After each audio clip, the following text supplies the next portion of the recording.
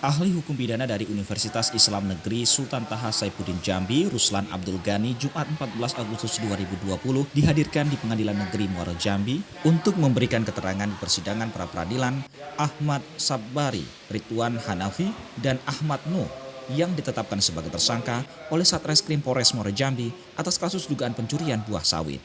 Dalam sidang itu, Ruslan Abdul Ghani menjelaskan, hakimlah yang berhak untuk memutuskan siapa yang benar dan siapa yang salah terkait gugatan pra-peradilan terhadap Polres Muaro Jambi tersebut.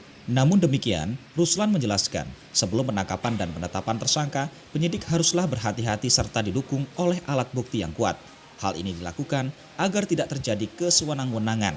Ketika ditanya soal kasus pra-peradilan ini dalam persidangan, Ruslan menyatakan sebenarnya objek kepemilikan tanah harus dibuktikan terlebih dahulu. Dengan dibuktikannya objek kepemilikan tanah, maka polisi baru bisa melakukan penangkapan dan penetapan tersangka. Menurut Ruslan, yang berhak memutuskan kepemilikan lahan tersebut adalah hakim pada proses pengadilan perdata.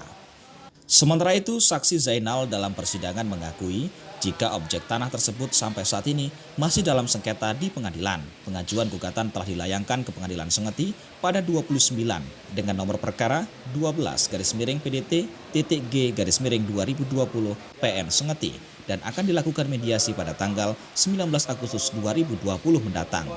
Asyom, selaku pelapor dugaan kasus pencurian buah kelapa sawit ini diketahui menanam sawit di lahan dari eskatol atau tanah objek land reform. Sementara itu, Kabid Binkum Polda Jambi Kombes Pol J. Permadi Wibowo usai persidangan itu mengatakan, menyikapi gugatan pra-peradilan yang dilakukan oleh 4 warga tarikan itu, menurutnya itu merupakan hak warga negara Indonesia. Dalam persidangan itu kita telah menghadirkan beberapa saksi. Kita tetap berkomitmen pada keterangan saksi yang kita hadirkan karena keterangan saksi itu sesuai dengan fakta. Karena jelas prosedur apapun yang dilakukan oleh pihak penyidik itu memang ada pelanggaran. Jadi kita hasilnya seperti itu.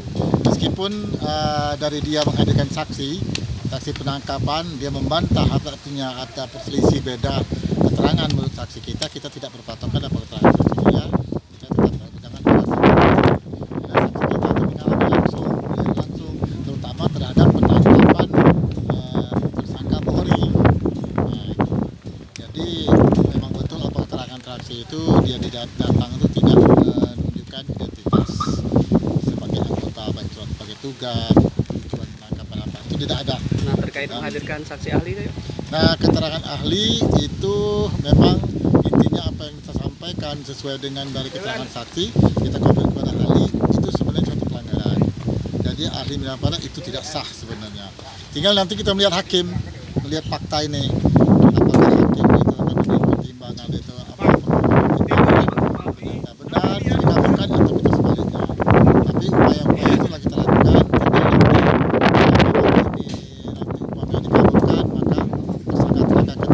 Tapi kalau umpamanya ditolak, ada upaya lagi kita akan membuktikan dalam mereka dalam pemeriksaan sebagai terdakwa dalam perkara pokok. Itu adalah hak dari semua masyarakat. Ya, silakan apabila ada yang tidak puas dengan tindakan Polri, silakan gunakan jalur hukum. Silakan. Jadi itu hak yang dimiliki oleh masyarakat yang apabila berhadapan dengan aparat penegak hukum. Menghadirkan saksi dan saksi ahli itu juga merupakan suatu hak daripada masing-masing pemohon dan termohon ya. Itu diberikan dalam acara pra-peradilan. Boleh.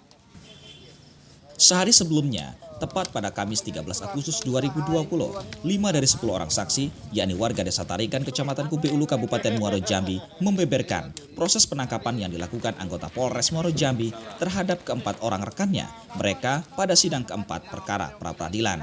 Pada fakta persidangan ini, para saksi memberikan kesaksian mereka atas tindakan anggota Polres Muaro Jambi yang dianggap tidak sesuai dengan standar operasional prosedur atau SOP penangkapan. Sementara itu Ujang Saleh yang juga kuasa hukum dari warga Desa Tarikan pada persidangan ini menjelaskan keterangan saksi baik Deva, Najmi, Herman maupun Wawi menunjukkan bahwa tindakan anggota Polres Muaro Jambi kala itu bertentangan dengan pasal 17 dan 18 Kitab Undang-Undang Hukum Acara Pidana atau KUHP, di mana pada pasal 17 diberitahukan bahwa sebelum penangkapan pihak kepolisian minimal punya alat bukti, mensyaratkan minimal 1 laporan polisi ditambah dengan 1 alat bukti yang sah sebagaimana diatur dalam pasal 184 KUHP. Termasuk juga dalam pasal 18-nya, polisi harus menunjukkan identitas baik berupa surat tugas sebelum proses penangkapan. Bahkan semestinya setelah penangkapan, polisi memberitahukan hal ini ke pihak keluarga yang ditangkap. Adapun proses penangkapan dilakukan 2 kali, yakni pada tanggal 13 dan 14 Juli 2020. Ujang Saleh menambahkan, mengacu hal ini, jika terbukti di persidangan pelanggaran-pelanggaran yang dilakukan anggota Polres Muaro Jambi, maka seharusnya pengadilan membatalkan penangkapan tersebut yang menyebabkan 4 orang warga desa Tarikan ditahan. Menurut kuasa hukum Ibnu Khaldun, dibatalkannya karena segala sesuatu harus berdasarkan legal standing. Artinya, duduk perkara si pelapor ini sebagai apa? Berdasarkan fakta-fakta yang telah dimiliki, bahwa pelapor ini tidak memiliki kapasitas melakukan pelaporan terhadap pencurian ini karena hasil dari gelar perkara yang sudah dilakukan oleh Polda Jambi pada tahun 2008 terbukti bahwa Asyong ini adalah pelaku penyerobotan lahan dari eskatol atau tanah objek land reform. Sebagaimana diketahui, 4 pelaku diduga sebagai pencurian tandan buah segar atau TBS milik Isharyanto alias Asyong yang meringkuk di sel tahanan Polres Muaro Jambi pada Senin 10 Agustus 2020 mengajukan permohonan pra-peradilan ke Pengadilan Negeri Sungai. Mereka adalah Ahmad Bukhari, Ahmad Sabari, Ridwan Hanafi, dan Ahmad Nuh, warga desa Tarikan, Kecamatan Kumpe Ulu. Tampak kuasa hukum mereka, Ibnu Khaldun, Ujang Saleh, dan Adhari turut mendampingi dalam persidangan. Dalam sidang yang dipimpin oleh Hakim Eryani, para kuasa hukum menjelaskan permohonan pra-peradilan tersebut dikarenakan merasa keberatan kliennya tersebut ditetapkan sebagai tersangka dan ditahan oleh pihak kepolisian, termasuk proses penangkapan para tersangka. Dalam proses pra-peradilan ini juga dikarenakan adanya cacat hukum, tidak adanya proses gelar perkara atau proses pemanggilan saksi. Dia berharap pihak pengadilan bisa memberikan putusan untuk membebaskan kliennya tersebut. Dari Kabupaten Muaro Jambi, tim liputan melaporkan.